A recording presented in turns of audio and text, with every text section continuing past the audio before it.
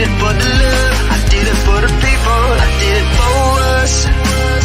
Back on this rap ish, I ain't even broke a sweat, homie, this practice. Pondering my next move, staring at my track list, hope I ain't miss my window. Praying like a Baptist, Seattle's own. Tired of this Game of Thrones. They made a list of the best rappers, and guess who wasn't on? While the disrespect continues, I'm steady packing these venues. Guess if you ain't at the table, you on the menu. And I'm that spitter, baby. They don't want you to see, but everybody's out to Capitol Hill's rocking with me. Boys smoke the trays and plan to getting their life together. I'm comfortable with my role, so I'm like, whatever. Me? I ain't got a job, but I work hard. And you don't work hard, but you got a job. The irony is I'm judged while you feel the applause. I'm slept on, that's why I had to set this alarm. My dudes is armed, I'm armed with this arm charm. Body banging like she got that cream from Barry Bonds. Yeah. I did it for the city, I did it for the love, I did it for the people, I did it for us. That Dre season is here, a real hitter with a mic, I'm everything that they fear. With that hood ain't the same, I was all on their ass, I'm level-headed. So yo, my dudes love when I spaz, and I'm so over Seattle's passive-aggressive attitude. They don't call you back, what they really saying is F you. While I'm from the same place, I move at a different pace. I prefer if you just said it to my face, damn, I did it. I did it for the city, I did it for the love, I did it for the people, I did it I hate for these us. average dudes with they average spit, writing average rhymes, knocking average chicks. The closer I get, I can feel the people starting to shift. I'm loyal to a fault, and everybody can't come with. Rap's a rich man's game, I'm only playing with change. They bang models and singers, I'm knocking my own flame, I'm different. The crowd, I move with the chosen few. Black thoughts, I could be the front man for the roots.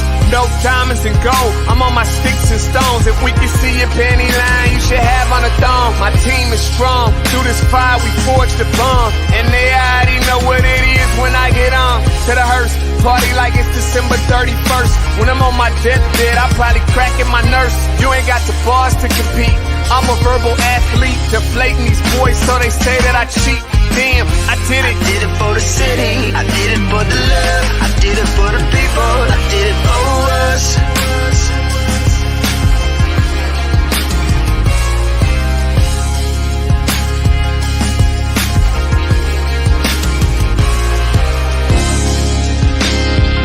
Yeah. I should probably start by apologizing for the long wait, man. You know, I know I be tripping, but I'm not just a rapper, I'm an artist. And, you know, my creative process is a little bit different than most. Nonetheless, I want to welcome everybody out to the Dre's Experience. I got TCF in the building, my whole camp's here with me. I got the band in here laying this cool-ass vibe. And I'm Seattle's own. Let's get into it. I just wanna live. God protect me. I just wanna live. I just wanna live. Grand Rising, everybody out there. Happy Friday to you. Welcome to the Morning Update Show. I'm your co-host, Trey Holiday. And of course, I got my co-host with me, co-host with the most. I'm on camera. There's no hiding me. No, you can't. I don't even get to throw it to you anymore. Exactly. I'm here. Good morning. It's Friday. It's Feel Good Friday. Thank God it's Friday. All that good stuff. I know. We've been having a great first week in Studio E. This has been an amazing week. Some amazing guests, and we're going to continue today. Yeah, no doubt. And I can't wait. You know what people are seeing right now, this is like phase one of our actual studio space. And I think that we'll be sharing a lot more here soon. We've really got a really big space here, much bigger than our other one. And it's a lot of customizations that are happening and coming in. And then also I got good news. I just got off the phone with our internet service provider. Our fiber is coming in today. So like a lot of people you've noticed here this week, you're used to seeing like a really different kind of signal. And we've had to reduce like basically the quality of our signal this week. But you know, the show must go on. So I'm excited. They said, is there a time today that we can install the fiber? I said, anytime. We'll work around you. I was thinking about going out of town today. I was like, what? Anytime. I'll be right here. But let me get right into it. Welcome to the Morning Update Show. And right now is a perfect opportunity for you to tag and share the stream. Go ahead and tag and share the stream with people who you feel would appreciate culturally relevant news and information emanating from right here in the Emerald City. Want to give a big shout out to our partners over at the South Seattle Emerald and KBCS 91.3 over at Bellevue College. Speaking of KBCS and our guest today, we've got Ashley McGirt, our favorite therapist in the building. And the segment that you and Ashley did a while back, they actually aired the other morning on the Grit, on 91.3. Wow. Those are our good buddies over there. I'm glad, because that's the one thing about this content. We've talked about it before, that is timeless. At the end of the day, man, making sure that the messages are out there, that's the important part. So I'm glad. Thanks, y'all, for airing that. Yep, no doubt. And what else do we have here? Always a reminder, you can catch the Morning Update Show anywhere that you listen to your favorite podcast. Right now, they're putting SoundCloud there in the link, and you can check it out there, but also Google, Spotify, iTunes, anywhere that you listen to your favorite podcast, just search Converge Media Network. A great way to support Black-owned independent media and going into election season and letting people know that it's no excuses is to visit whereweconverge.com/shop. You see it right there on the screen. That's the squad. Man, that was a great day. We took that photo, the squad photo. We appreciate your support, and it's no excuses. And by the way, this is a multi-use shirt, right? So yeah, we're saying it's political season, no excuses. Maybe you got an issue in your relationship, no excuses. Maybe you're a boss and people are like, hey, this and that. No excuses. So, you can use this anywhere, buy one time, wear everywhere. Yeah. You know what I'm saying? I like that message. Yeah, of course. As usual, man, there's a lot of things that are rapidly changing around COVID here in our city, accounting across the country. Want to remind everybody that the COVID-19 vaccine is readily available. 100% is available in King County. It's available for free. All three types of vaccination there, Moderna, Pfizer, and Johnson & Johnson. And in many cases, they can actually come to your house to vaccinate you. If you are looking for a vaccine here in King County, please click the link there and go for that. And like I said, Trey, things are rapidly changing. Today is Friday. This set very well might look very different on Monday as well, to accommodate any kind of guidelines that are coming down from public health and from Governor Inslee. Yeah, it's important. As we said, and we talked about this yesterday with Karmaz Al-Halak, that it's really important that we understand what the information is right now. It's just the exact reason why we started the Morning Update Show, because we realized there was so much information coming out, and it was hard for everybody to decipher through it all. So as we're learning more, we want to keep you guys updated and informed. Yeah, no, definitely, no doubt. And in this conversation, when we talk about the vaccine and vaccine hesitancy and everything else, the conversation might not be more important than right now. Next week, we're going to be going back heavy into news coverage. And you see that across the country, on either sides of this issue, there's people who are like, man, you know what? We're not going to listen to government. We find it down there in Texas and Florida. Both the governors in those states have said that, man, there can't be masks. And you got the school boards in Texas and in Florida who are like, I don't care what the governor says. These kids are going to wear masks in school, right? And so, and that's that side of the issue. On the other side of the issue, you got places and cities where, restaurants and venues are like, you have to wear a mask to come in. And now you have people organizing boycotts. They're like, oh, word? Okay, we just ain't going to give you our money. You know what I'm saying? Or we're just going to, be defiant. So in states where they're like, you have to wear a mask, you have people who are like, nah, we're not going to wear no mask. In the states, they're saying you don't have to wear a mask. You have people going against what governors and governments are saying. This is going to be very interesting here as to how it plays out across the country. Seattle is very much in its own bubble when it's come to COVID. And it's been like that. That's why we have one of the lowest COVID rates of the top 30 cities in America. But the rest of the country, we're really going to keep an eye on. And Jake Grabrod also told me something that venues now are already starting to cancel shows. Yeah, it's something where everybody is making the proper adjustments. Again, as we see these numbers spike, it's important that we understand that we need to make these adjustments. We need to shift. We need to pivot. We need to be learning from it. I think one of the big things that I keep hearing out there is people saying, it's like the government is toying with us, right? Like, oh, you got to do this, you got to do that. And so maybe they're just doing this testing to try to figure out what they can get people to do or not do. But ultimately, at the end of the day, man, people have been dying from this, and it's important that we take it seriously, yo. Yeah, well, I mean, we're black in America. Government's always been toying with us. So, I mean, I think we have to move past that and be like, okay, what is this? The vaccine is it? It's all about. And speaking of that, though, Converge Media, we want to continue to leave space and grace for those in our community that are hesitant about the vaccination, especially those that are seeking more information, which is different than an anti-vaxxers. Just always going to be anti-vaxxers. But we have a good percentage of people in our community who are hesitant because they don't feel that there's enough information or informed about it. Want to bring this up, our vaccination stories. You can go to whereweconverge.com/post, and you can read some stories of people, who we know around the neighborhood and around the region who got vaccinated, and also people who are hesitant about being vaccinated.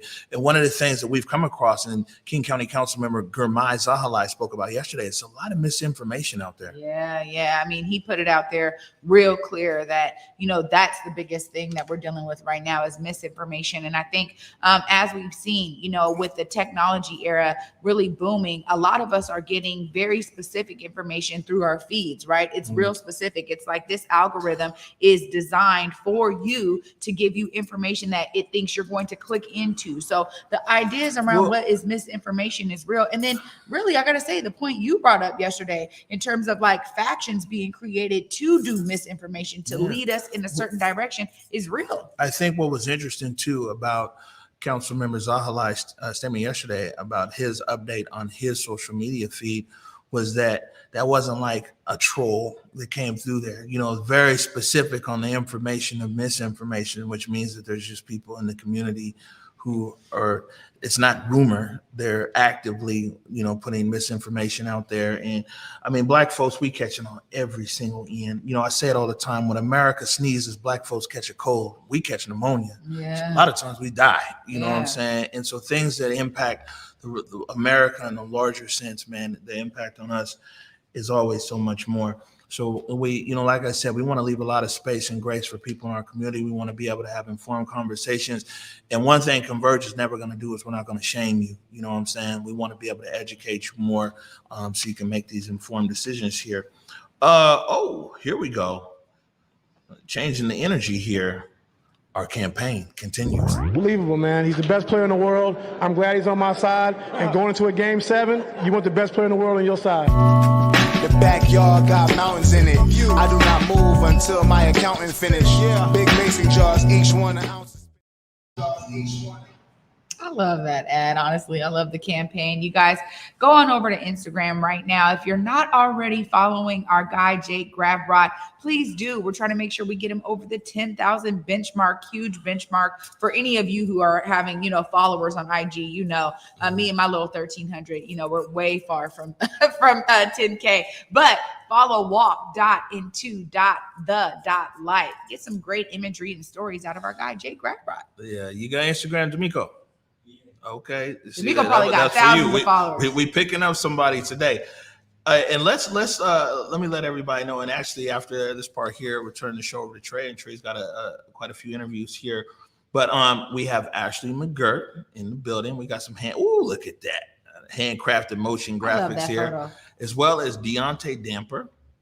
And they're both from the Washington Therapy Fund Foundation. And they got some great news to share with us. And about what they're doing and about a recent funding that they have and where they're going with it. And this is real exciting because I'm pretty sure if I hop in the time machine that I've got some footage somewhere of Ashley McGirt saying, man, I'm trying to start this foundation and we want to be able to do this and that and everything else.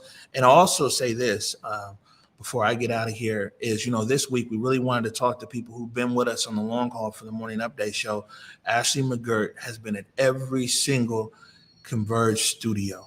And the whole time the Morning Update show was on air, Ashley has been at every single studio that we've been at. And I thought like the first week we really wanted to call people and, kind of say thank you. You know what I'm saying? So I love that. Yep. And you guys heard me say D'Amico. We got D'Amico Parker Jr. in the look at that. Looking good in that Kings hat right there. Student athlete and part of Baseball Beyond Borders. And you see Trey's wearing her Baseball Beyond Borders hat today. The Kings are in the building. And also our good friend and buddy Bookie Gates.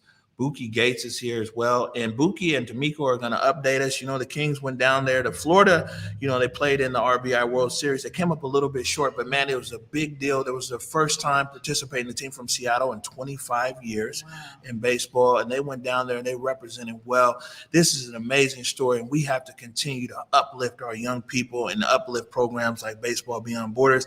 It's a lot of things going on in our community to get uplift where these kids are in trouble, or somebody needs to do this, or somebody's going to jail, or somebody's in court, and they get a lot of spotlight, they get a lot of uplift and a lot of resources. We cannot forget these programs who've been diligent throughout the years, constantly uplifting our young people, taking them everywhere. They were down in Compton, California when they won the West, and we talked to Bookie last, and then down in Florida. Travel also changes young people's perspective on things. Baseball Beyond Borders is such a wonderful program, and very excited to have them here. Yeah, I'm really excited to get into these interviews after the break because Does that mean clearly you're excited to kick me off?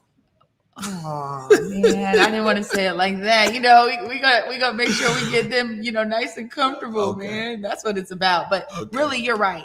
Just some really great stories that we get to follow up on. And I gotta say, Ashley McGirt has always come when we called her, and I can almost get emotional about it because it was at a time where our people needed to hear from somebody with her expertise around COVID. Man, we were talking about deep issues, and so I'm really glad that they're here today. Yeah, I think the last time that Ashley was in studio, and this was just down the street, the other studios, when we did our special on suicide, and as well with the ERPO. And everything else, and that special, and that's actually part of that special is what KBCS was playing the other day, and it's still relevant and everything else. And so, yeah, I'm excited for you, and I'm excited for our guests, and I want to welcome all you guys here to this new space in this very special week. We're going to take a quick break right now. When we come back, Trey Holiday is joined by D'Amico Parker Jr. and Bookie Gates. You're watching the Morning Update Show. Hey guys, it's Besa Gordon from Converge Media. You can catch me on my show Rewind with Besa, which airs every other Saturday at 2 p.m. anywhere you watch Converge Media. Now, I know a lot of us still have questions about the COVID-19 vaccine. However, here are a couple things you don't have to question.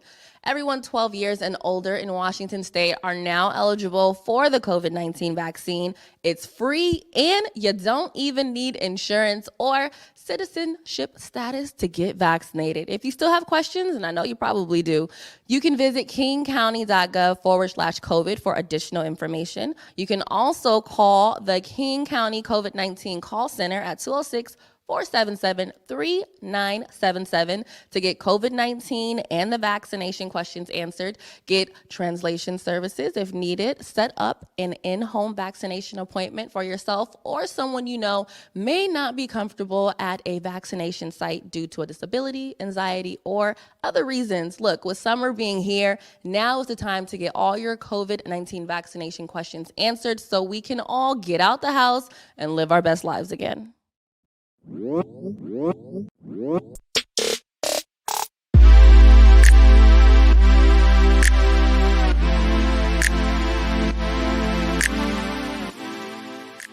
Market Street Shoes, slinging kicks since 2006 with styles that support you and yours, getting the F outside or staying comfy when you just want to lounge indoors as well.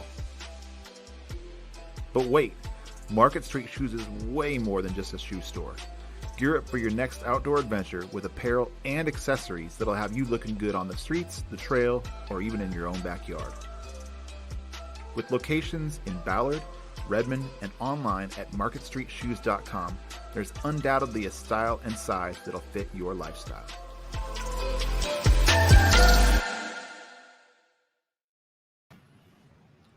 Welcome back, everybody, to the Morning Update Show. I'm your co-host, Trey Holiday, and joining me right now on set is D'Amico Parker Jr. and Bookie Gates from Baseball Beyond Borders. Thank you guys for joining us.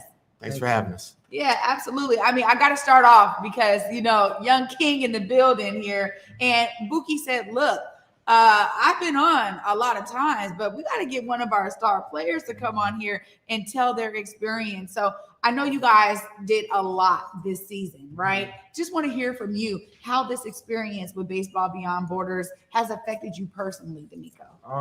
It's affected me very greatly and bigly in a positive way because just me being able to reach out to my friends from school and maybe even my cousins, just like family and friends from school, and try to bring them on my team. It's like great chemistry, and I get to know them better, and it's just fun when I get to learn more and have fun while I'm doing it. Well, one of the great things I think about organized youth athletics is, you really learn how to work in a team. Mm-hmm. And, Bookie, you've been a player yourself when you were younger, growing up, and so many different baseball influences helped you get to where you are today. But how is it for you to now be pouring that into these young people? I think culture speaks volumes, right? And I think what we've been able to do is create a culture that embraces young folks where they're at. And I think it also brought Black baseball into the picture, right? And I think oftentimes we look at, and you hear and I talk about baseball in Black communities. It's the only sport we've ever owned. Well, it's also a sport that we created and generated a lot of the swag that you see today. And so that's what we want to incorporate. And that's something that we continue to embellish and push as we grow this game of baseball within Black communities. Well, I'm just thankful that you guys are here today to give us an update. We know you guys did some travel, went all the way to Florida. I think we have a photo montage here of you guys going all over the place and doing what you do best. Let's get the people to understand what you guys are doing here. So this came full circle for us. As O mentioned earlier in the show, that it was 25 years since a team from Seattle, a baseball team from Seattle, went to the RBI World Series. That was actually 1996. In 1996, that was when I actually attended the RBI World Series. And that was the first year that RBI existed.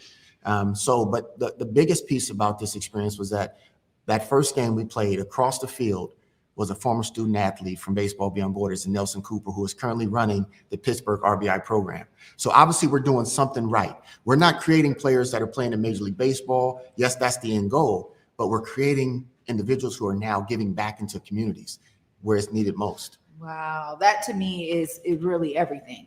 I mean, when we think about the Negro Leagues, there's such a rich history there around how baseball was so embraced in the Black culture. And D'Amico, as a young person, how much of that history of what baseball has meant to Black people in particular, how much of that is inspiring to you to continue those legacies yourself? It inspires me a lot because it keeps me going, and to see the teams that we played against, especially Atlanta. It's an all-Black team. The coaches, it's great energy. It just like gave me another mindset just to keep going. And if I have kids, I want to know that do whatever you want, but if you play baseball, do it with passion. Make sure you have fun, and just like don't be afraid. Don't get down on yourself if you keep failing, because baseball is a game of failure. And you're going to have a lot of fails until you get a dub. Yeah, there we go. I mean, it's about the endurance of the game. Yeah. And Bookie, for those that may not understand maybe the depth of RBI, how many teams end up coming to out there to Florida and challenging each other in this RBI championship? So there's three different divisions in RBI baseball. There's a softball division, there's junior baseball, which is 13 to 15 years of age, and then there's senior baseball, 16 to 18. So this year they actually eliminated the international play. So we didn't get the opportunity to see the Venezuelans or the Dominicans and teams of that nature because of the pandemic. So there was only 6 teams in each division that actually participated from across 6 different regions. So you had the Midwest, the Central, the Southwest, the Southeast, and the Mid-Atlantic. As well as the Northeast, I apologize. So Roberto Clemente from Jersey City, you got the chance to see Pittsburgh, to Cincinnati, to Indiana, to Atlanta, to New Orleans. And then obviously Seattle was represented. And so that, and Miami, Florida was there as well. But you talk about the experiences of the cultures and the various aspects of the game and what you see, it spoke volumes. And I think for these guys, man, it was just, travel was an experience for them. And to be able to kind of be, and RBI isn't just about going playing baseball, right? You're having meals with these players and you're interacting in between games. And believe me, you're in Florida in August, pre-hurricane season. Yeah. We had many rainouts. I'm talking about torrential downpours that had to delay games, but that gave us time to bond. And so they build relationships and friendships with folks from across the country that they continue to stay in contact with to this day. Well, that's one of the things about that's always great about technology, D'Amico. And I know you know this. I saw you on your phone before we came on. How has it been for you to make some connections with folks that are outside of the Pacific Northwest and bond with folks around baseball, something that you all love? Yeah, it's been fun, and it's been a good experience, and I'm learning a lot because somebody across the world or somebody in another state could be practicing something different that could help me in my game.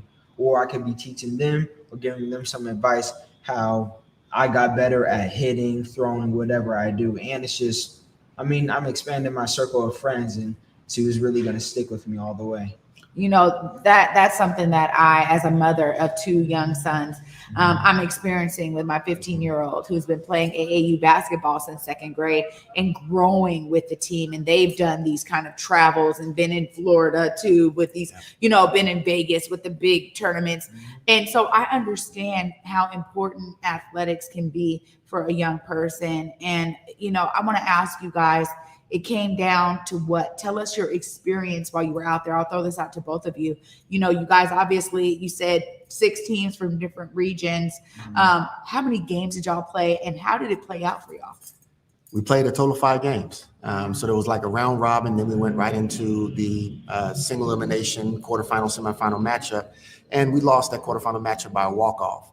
So obviously we battled, fought to the end, but it came down to one play, a half an inch that could have been caught, and that would have sent us into extra innings, but we ended up losing it to Jersey City, who eventually went to the championship game. Wow. Wow. Yeah. D'Amico, how was that for you? Because being so close, but also you probably just learned so much in all of that energy and action you guys were pouring out there on the field. Yeah, I mean, I was in center field because it was hit to right field, right? Yeah, I was in center field, and I was just praying because I knew when it was hit, I was like, oh, God. I was praying they was going to catch it, get there. Even though they didn't get there, I was still happy how far we went because I don't know if he said it, but the first game we was down at least like four runs, and we came back, and it was that energy and that excitement to just be there and play, and that got us our first win. So I'm just glad that we got all the way there. It just shows that we had that drive and we didn't lose it, and we had fun. Yeah. That's really what, at the end of the day, and I'm always telling my son, man, make sure you're having fun out there. You know, wins or losses, that's so important. You know, athletics is naturally competitive, but again, when you're taking away the lessons you're learning, the relationships you're building, you know, being able to be inspiring to these young people, for them to be able to see themselves in you as a Black man out there too. I think there's so much that you can tie to how it is inspiring to continue on, you know, as you get older. What are some of the things that you're excited for in terms of, you know, what's coming up next for Baseball Beyond Borders and for you, D'Amico? I'm excited for us to win it next year because, I mean, pretty much everybody's mad on the team that we couldn't take it all the way, but I'm excited for that. I'm just excited to see the next players, the next generation, the younger kids, and see, just watch us play and see how they grow, because I know some of the younger players, and I'm excited to see the skill advance and get better, and hopefully play against them in the big leagues or play with them.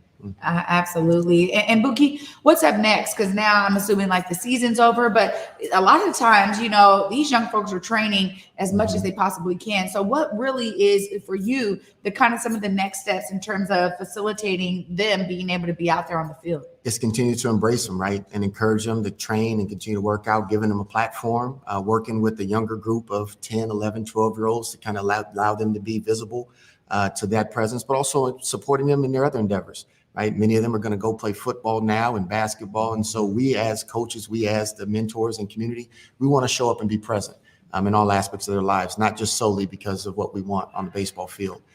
So we're going to continue to encourage that, continue to get them exposed to historically Black colleges and other institutions across the U.S. to see what that life beyond 12th grade can look like for them because they're close to it. A lot of these guys are going into the 11th to 12th grade next year.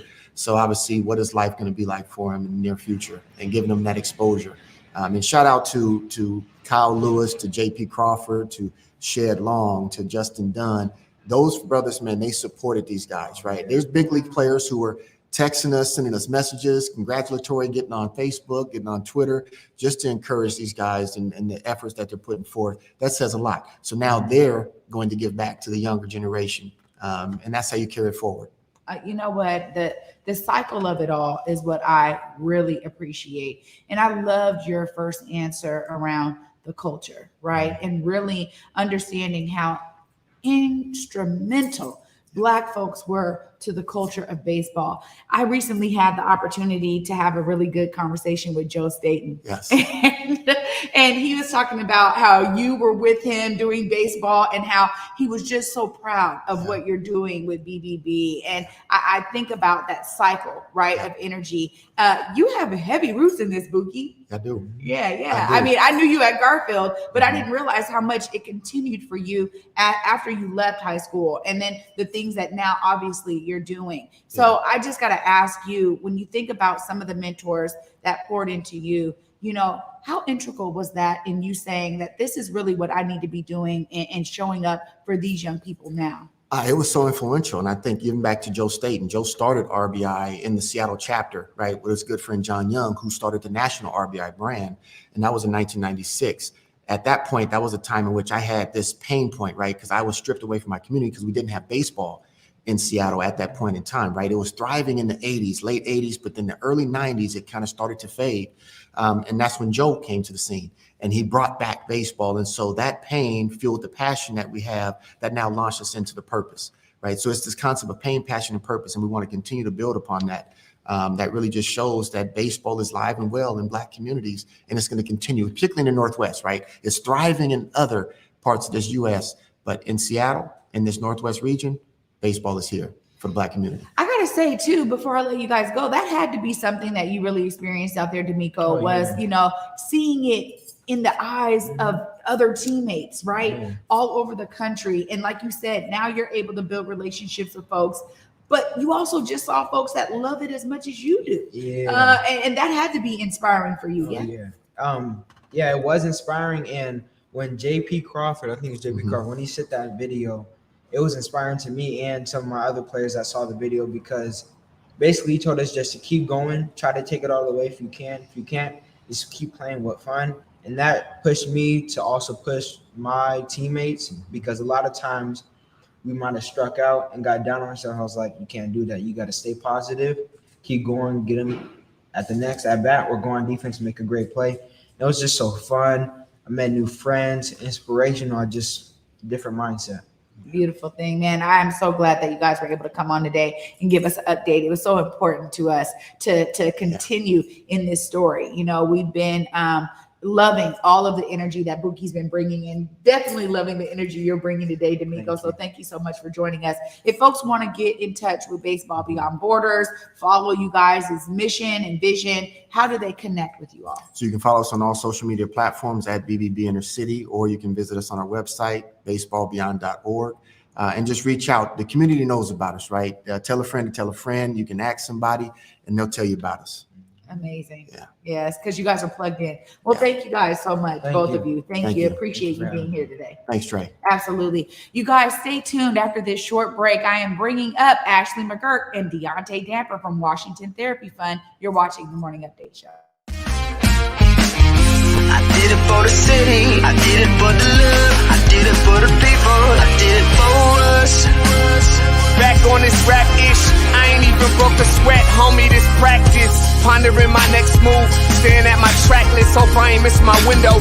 Praying like a Baptist, Seattle's own. Tired of this Game of Thrones. They made a list of the best rappers, and guess who wasn't on? While the disrespect continues, I'm steady packing these venues.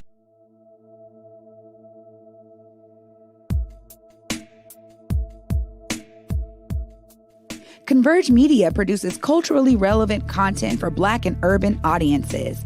Our coverage is raw, transparent, and objective, praised by community leaders, government officials, and residents. Support Converge Media today via Venmo, Cash App, or PayPal at Converge Media.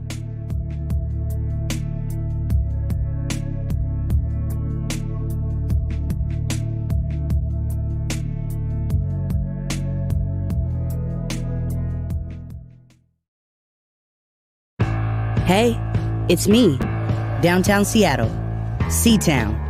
Wish you were here. Here, to explore inside, outside, and everywhere in between. Where it's easy to get my good side.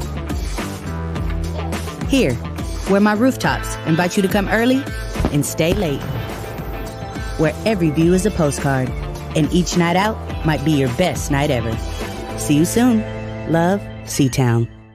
So happy to be here, finally. Welcome back to the Morning Update Show. I'm your co-host, Trey Holiday. And joining me right now is Deontay Damper and Ashley McGirt, my girl from Washington Therapy Fund. What's up, y'all? What's up? Hey. Happy to be here. Y'all have me real emotional. All the stuff you were saying, I'm just so honored to be back here and see this new space. Right? It is getting there. I mean, I feel like O said, this is phase one. We're almost, it's like one thing after another. So thankful that we'll have our fiber optics, because that's going to play a huge role in everything. But really, everything that I said, I meant it, because the truth of the matter is that COVID is hitting us all in a really different way. And it's difficult for a lot of our families in the Black community in particular. And when we think about how that hits, we talked about the rise of depression, the rise of suicide. I'm seeing it in younger people. You know what I mean? And even since we did that special, I've learned so much more since then. So, let us hear from you guys. What's up with Washington Therapy Fund? I'll start with you, Deontay. What brought you into Washington Therapy Fund, and what things are you excited about? Well, honestly, I already knew Ashley working in community, and I do a lot of peer mentorship through. I did it through DLC. I was going inside of the courts, and this didn't have anything to do with my affiliations or organizations. It's just in the wellness of community. Creating those service plans, one thing that was missing was there are no Black therapists. I think we make Black therapists make about 3 to 4% of the population. 0.02%. Right. I know it was something like percent. that. But what got me in is just making sure that my community gets access to that. Even lived experience of that. But it was more so of making sure community got access to care. So when Ashley and I started working on different programs, it's like, I'm working on this. Well, thoughts become things. And I'm just so happy we're almost a year in this. And I'm just so proud to be a part of this. And it's more so of just, not just for the adults, but more so for our youth. Yeah. We know that with the shootings that have impacted our community members, and keep in mind, our youth weren't just impacted by the gun violence; they were activists out here in our community. So when we talk about that, what does that trauma look like? How do we heal that? How do we help them find wellness? And WA therapy is exactly what that is. I think, when I think back to the beginning conversations we were having, Ashley, about Washington Therapy Fund and what it was you were trying to do, it just was like, wait a minute, what? This doesn't already exist. I remember having that kind of aha moment and, understanding that it was so necessary. How has it been for you? Because now, a full year, so many people now really know about Washington Therapy Fund and that this is an avenue for them. Yeah, it's really emotional. Next week is actually going to be a full year since we started, August 22nd. So it's been exciting. It's been joyful. It's been all of the things. It's been a lot of work. I'm really happy that the community has recognized the need that we need to show up for community, our youth, our adults, our elders, everyone. We all have mental health. We all experience stress. And then COVID-19 really just exacerbated everything that we were going through, our grief, our stress on top of the protests, and all of that trauma. And what we don't talk about is how that trauma is stored in our body. Yes. And how it's really breaking us down, especially as Black people. And so I'm really excited about all of the things that we're able to do, especially with this new funding from HSD. So we're just super grateful for the city of Seattle to fund us and help us grow and build our capacity to keep community safe. Absolutely. Well, that's really interesting because we've been talking about following the money here on the Morning Update Show. Yeah. And, HSD funding, went to 33 different organizations. You guys are a part of that. Why is it important to you guys to be recognized by the city now to expand what you guys are doing? There's so many angles. Like after what we have been through in this climate, asking to be visible. And we're not talking about, and keep in mind, shout out to all our community members. We are inclusive in our plight, but we're talking about Black lives. I don't want to water it down by saying any other entities of what you think we are. We're talking about Black lives, and for us to be a part of the history that not only Wild Therapy is going to create, but the other 32 organizations that are a part of that. We're about to be a movement, not a moment. Yeah. So when we're talking about wellness as a movement, not a moment. You know, you guys have had thousands of people come on this show, and they have talked about wellness. We're all a part of that movement. So just to be a part of that. And the things that we've already been working on previously. We started with our youth, and we're going to start going through the whole diaspora of Black. See, we have a lot of different community orgs that we love, but we're talking about the diaspora of Black, LGBTQIA, our elders, the incarcerated, our women, and those who identify, let me look in the camera, those who identify as. We're talking about the diaspora of our community. So it's just a great opportunity. What do you think? Actually. And it's so powerful to see this shift in how we look at community safety, because we often would go, well, not really the Black community, we wouldn't really look to the police, but I feel like community overall, when you think about who's keeping the community safe, okay, I'm going to call 911, I'm going to do X, Y, and Z, but this is making us pivot and see different ways in how we can keep community safe. And part of that is going to be going through individual and group therapy, because when I look at violence in the community, I think if this person had the tools to manage their anger, would they have done something different? Would they still have used a gun and picked up that for a choice of how they want to recognize and choose their behaviors? What would they do differently had they had the tools, had they recognized the signs and symptoms, their anxiety, their depression, their trauma? So we're able to look at safety through a new lens. We're not putting it all on therapists, but this is part of the way that we heal and part of the way that we keep our families safe. Oh, Shay. I agree. I think, experiencing certain things personally, right? And we talked about that during our special. But for me, there's such a dire need for people to be comfortable to even see therapy as an option.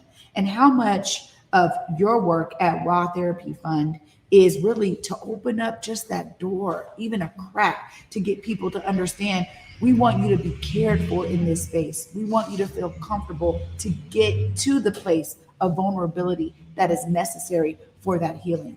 Ashley. That is the work. That's 1000% the work. That is our mission, our vision. That is what we want the community to know, that it is okay to see a therapist, that it is okay not to be okay, and that there are tools, there are resources, there are therapists who look like you. We're out there. I know it's a small percentage that we talked about, and I want other people to know that they can do this. If I can do it, you can do it. And part of our mission is to fund up and coming clinicians, because it's pretty expensive. I probably have $100,000 in student loans. I'm not going to lie to you. But part of our mission through the foundation is to be able to take that burden off of our community, so that they can get into this field and that they're not detoured by the finances or the debt or all of the things. And once we get past that stigma of seeing a therapist, the number one barrier that I've heard is, well, now I can't afford you. Mm-hmm. And me as a therapist, this is a business. While I would do it for free if I could still sustain my lifestyle, I still have to maintain my business. So with the Washington Therapy Fund, we're able to provide free therapy and also pay therapists an adequate wage. With this money that we've received from the city, we're actually increasing our rate from $125 an hour to $130 an hour, and hopefully be able to increase it more, because we want to compensate our therapists. We understand that it is hard work and this is a business, and we value them. Well, I know I'm Converge's favorite therapist. There's other therapists out there, and they are grinding, and a lot of them are working for the bare minimum, and they're going to get burnt out. And those are the therapists who we need. But through our fund, we can make sure that we're funding them, we're paying them, and they can show up and serve the community without worrying, well, how are they going to pay their bills? How are they going to keep the lights on? Because they want to show up for community. I would just also like to add one thing that I do love about Wild Therapy Fund and the board and the people, the members that we have a part of this. It's hard to find Black therapists. And the thing about it is, it's hard to find your circle of community.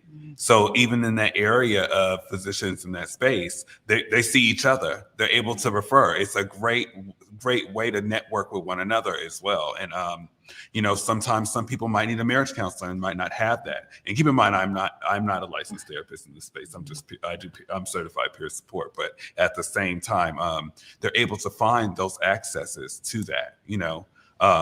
And another thing that I can also say that that stands out, that why I love WA therapy and Black therapists in general, is that we know that this year we've been impacted by a lot, and there are other therapists that have cultural competence, but not cultural humility. And we're talking about COVID, and when we talk about COVID, we talk about the Tulsa experiment, So when we think about that, we go through that trauma.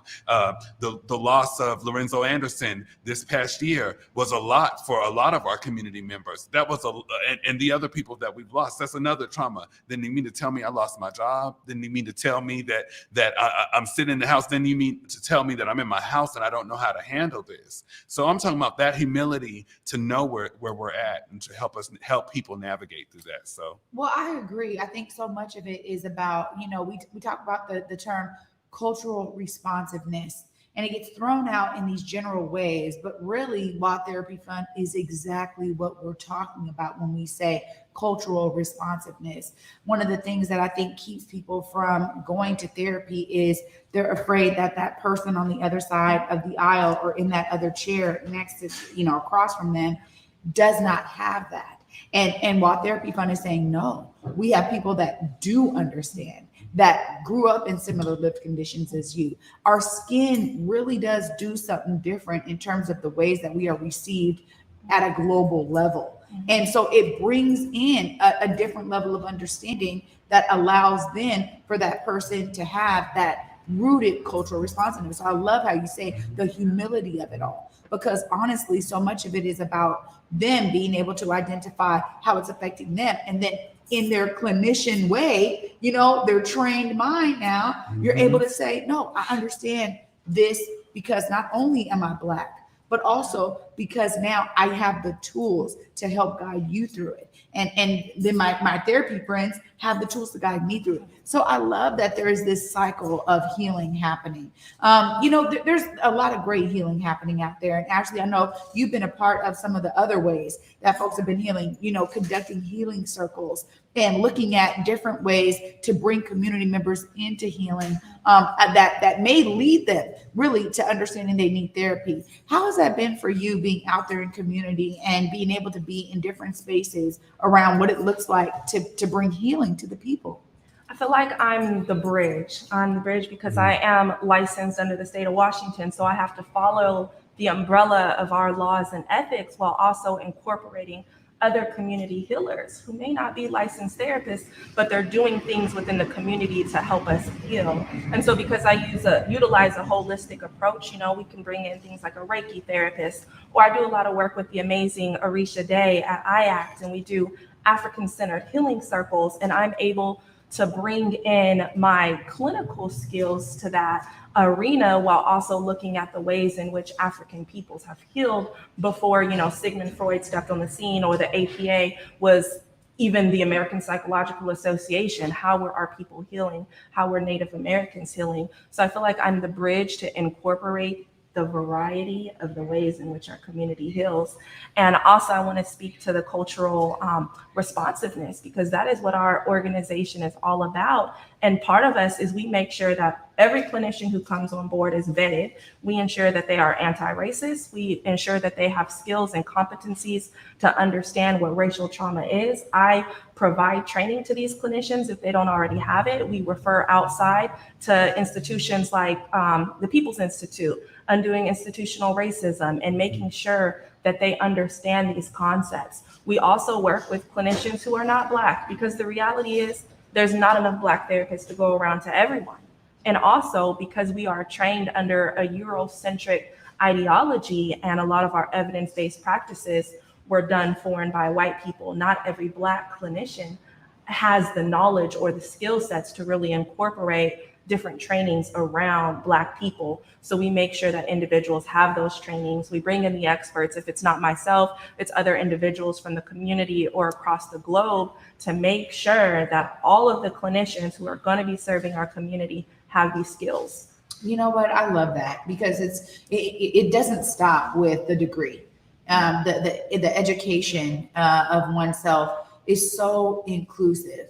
And, you know, shout out to the People's Institute because they are doing some phenomenal work. I'll be in that undoing institutionalized racism training next week with my team. And so I'm really looking forward to it because I keep hearing so many great things about it. And It's really the best training. Yeah, I keep hearing that. I really do. And it's exciting for me. You know, Deontay, when you say, you know, a certified peer specialist, right? Yeah. I mean, you've been out here in community doing a lot of great work in that regard. Let people understand what that really means and how you've been able to serve community with that as a specialty that you have. I think it's just with lived experience. You know, I have overcome the obstacles of addiction.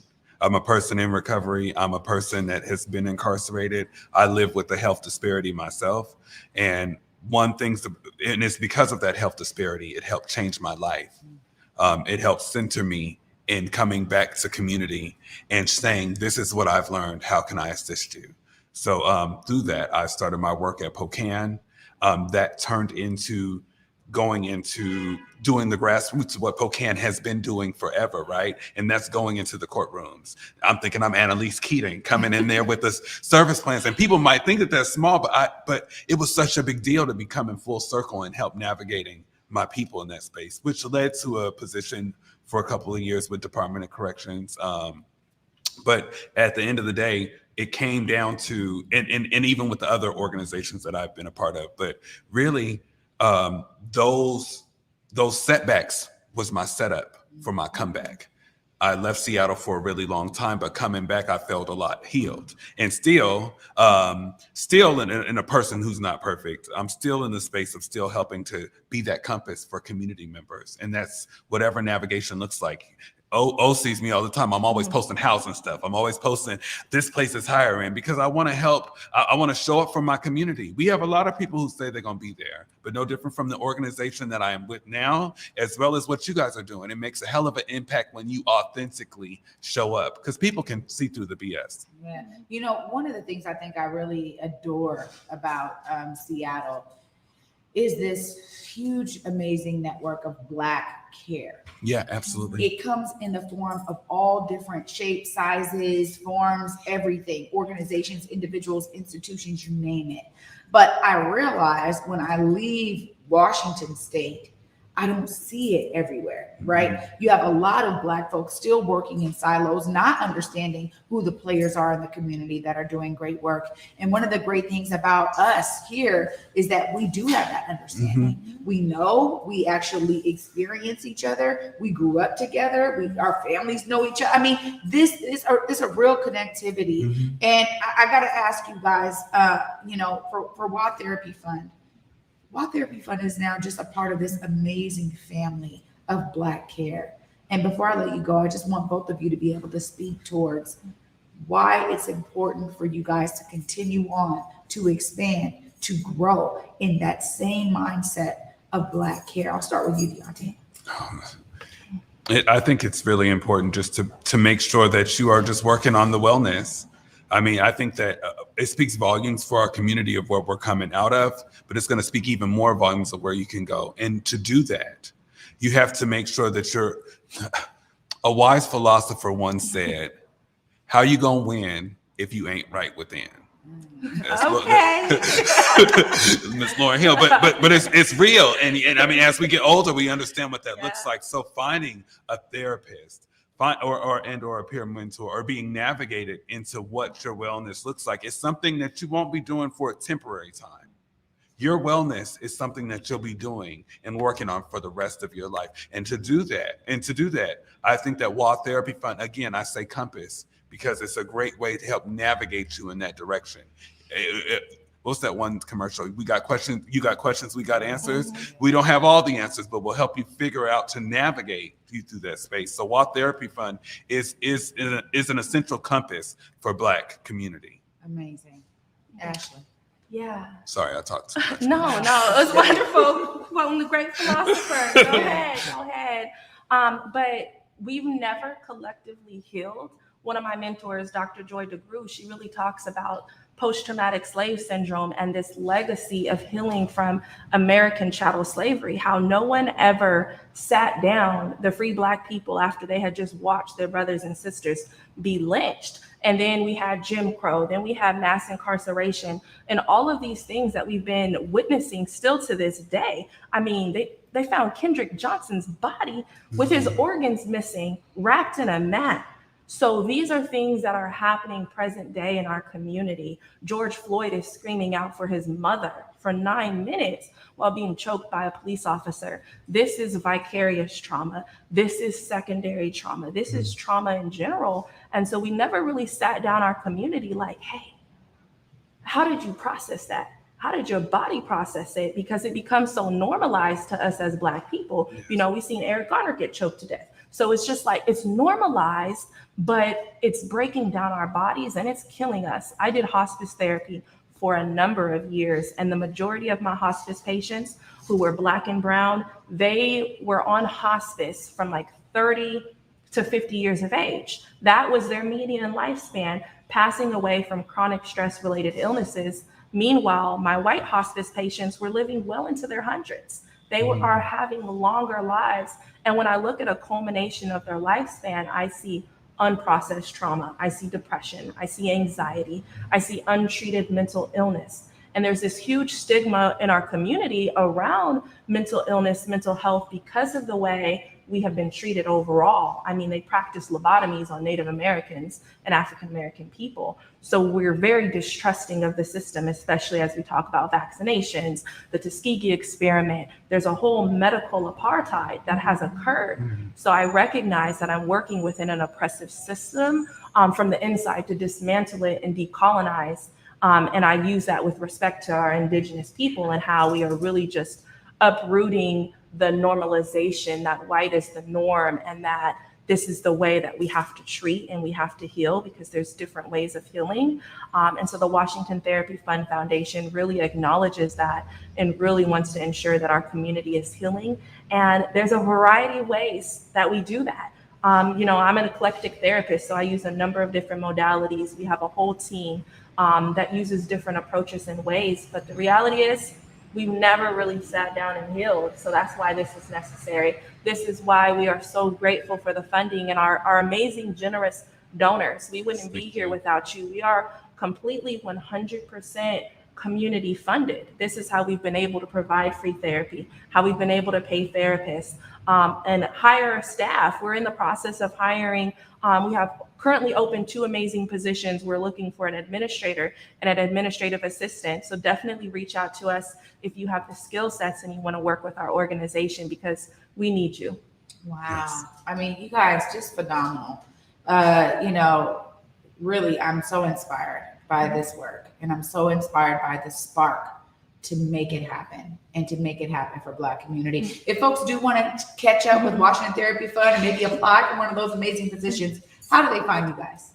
They can find us on Instagram at WA Therapy Fund. We have a website, watherapyfund.com. We're also on Facebook, WA Therapy Fund Foundation. So those are going to be some of the main ways that you could reach out to us. You can contact Deontay, myself, my platforms at Therapy with Ash. We're really accessible, get back to you. So definitely reach out. VP at watherapyfund.com. Wow. Well, thank you both so much for being here. Again, said that low. VP at watherapyfund.com. Everybody can email. Right. Please email. There you go. Well, thank you guys again for bringing such a powerful message on this Feel Good Friday. You guys have uplifted my energy. Can I just say thank you very much? This is my first time coming to Converge. O's been trying to get me come before, but I just want to let y'all know that how much I appreciate y'all through the spaces of what was going on in the pandemic and everything. Y'all were showing up, and I know that y'all probably have dealt with a lot of things, but you guys keep going. So I'm praying for continuing to excel, continue to elevate, because you'll never deflate. And I just appreciate y'all. Thank you so for much. that. And I need to piggyback and just Yeah. thank you again. I love y'all. You, the whole team, everyone here is so amazing. And thank you for continuing to uplift the importance of mental health, therapy, my work. I cannot thank you all enough. You don't know how much it means to me. It's very genuine love here. Okay, if y'all don't know. Yeah, can I get that hat though? 'Cause Yeah, that's you what know I what I'm want. saying? You You know I'm what I'm saying. saying? Trying to I know y'all all have the hats today. Yeah, right. Hey, you guys are always welcome right here on the Morning Update Show. Anytime you guys have updates, reach out to us. We would love to keep our community informed and engaged on the work of WA Therapy Fund. And thank you both for Thank being you so here. much. And thank y'all for your energy for community. Wow, y'all. Such an amazing Feel Good Friday. After this short break, I got to bring my guy Big O back to the set so we can close it out properly. Stay tuned, you guys. You're watching the Morning Update Show. Hey Seattle, if you're trying to find something to do this summer, I got the perfect thing for you. Come on down to Seattle Waterfront's Pier 62 and enjoy free, yes free, family-friendly events all summer long, like art, dance, music, storytelling. And if you're trying to get that body right before the summer is over, you might as well join their free yoga and fitness classes. Head on over to Waterfront Park Seattle for a full summer schedule of vibes you don't want to miss.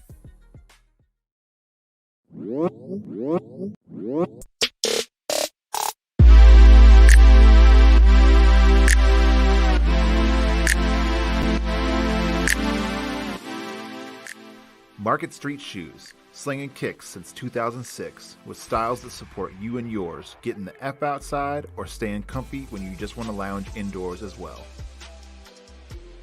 But wait, Market Street Shoes is way more than just a shoe store. Gear up for your next outdoor adventure with apparel and accessories that'll have you looking good on the streets, the trail, or even in your own backyard. With locations in Ballard, Redmond, and online at marketstreetshoes.com, there's undoubtedly a style and size that'll fit your lifestyle.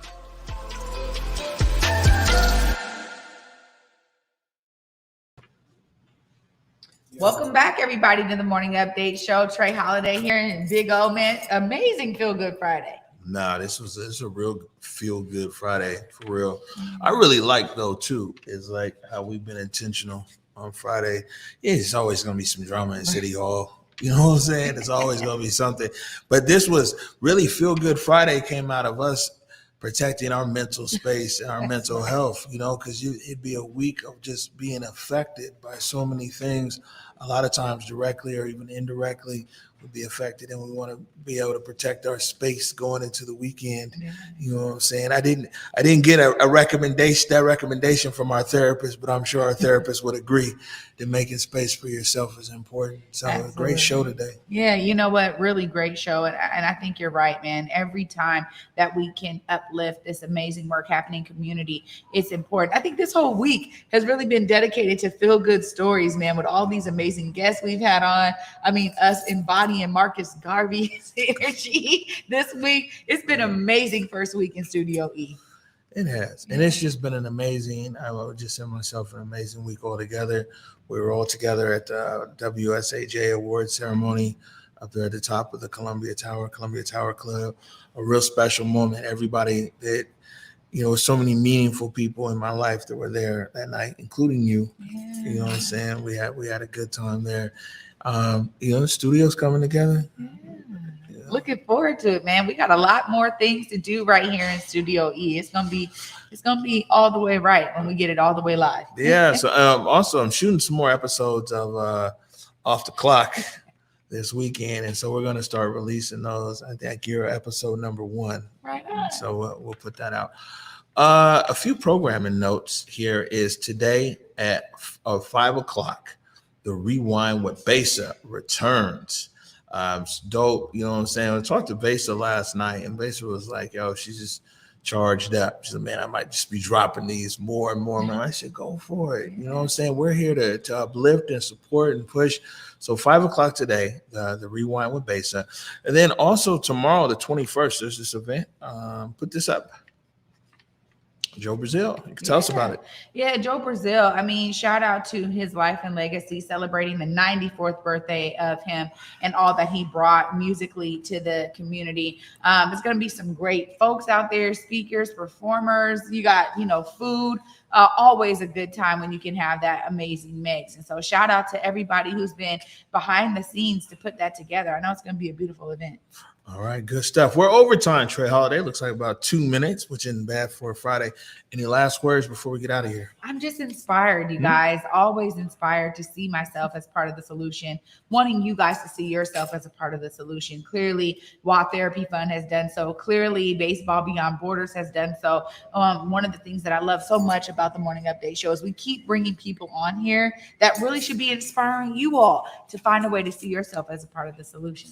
Definitely. You know, we've told our director over there to be aggressive when need be. If we've missed anything, they're look at them. They're animated over there at the director's desk. We need to bring this up because, you know, it's coming up. Sleepless in Seattle. This is our director, Curtis Cuddy Delgardo's event, which means it's our event too. I hope you got a link over there in the comments, Cuddy. Okay, just posted a link. It's a free event. It's September 5th. It's an event uplifting creatives and artists in South Seattle. It's going to be happening at the Seward Park Amphitheater. And so, you know what I'm saying? We're uplifting. You can go ahead and keep that in every show until until the concert. Okay, Curtis? All right. And if we forget, you do just like you did right there. Like, hey. Look, he was waving papers. He was like, there. wait. We got you. Good stuff. I like that, man. So yeah, that's our program. Also, 10 o'clock on Saturday, Weird at Night. Weird at Night returns as well. Man, just want to say from my end, thank you. You know, we continue to grow because you continue to support us, and you guys support us all kinds of ways. Some guys are supporters or donators or members, and a lot of times you guys support us with your prayers, your positive energy, and your great comments and everything else. Just Converge Media, man, we take all kinds of positivity, the kind that jingles, the kind that folds, the kind that goes up to heaven, the kind that shares, the kind of anything. We're open for it, and we're so thankful to you. On that note, I want to remind you, go forward in your purpose, go forward in your humanity. And until Monday at 11 a.m., peace. Lift every voice and sing till earth and heaven ring with the harmonies of liberty. Let our rejoicing rise as the listening skies. Let it resound loud as the rolling sea.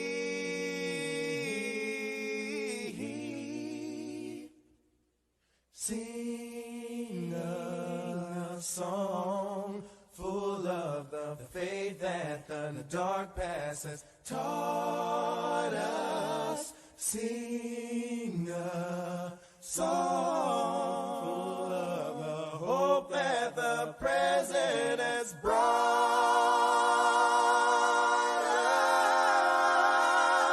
us.